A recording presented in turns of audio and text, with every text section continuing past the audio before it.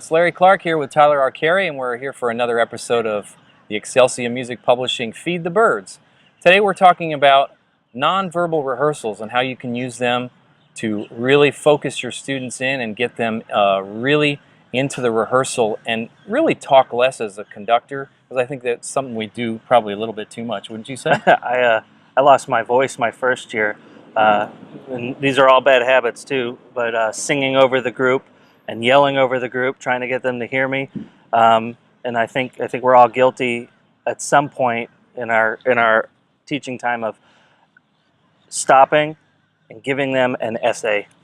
Yeah, I remember when I was teaching middle school, I would stick a sign up at the door and say, no talking rehearsal, and the students would come in, they'd sit down, and I actually trained them ahead of time with a little bit of hand signals. You said you actually used a little bit of verbal? Very, very little. Yeah. Just as tell far them where in the music they were?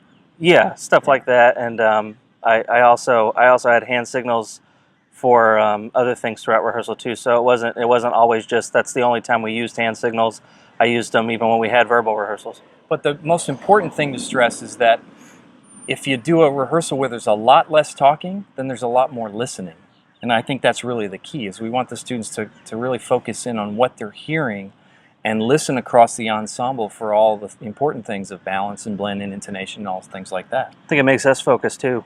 Absolutely, because unfortunately what we do a lot is we talk way too much.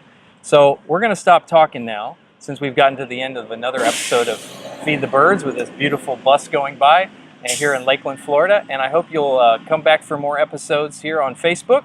And again, this is Larry Clark and Tyler Arcari from Excelsior Music Publishing.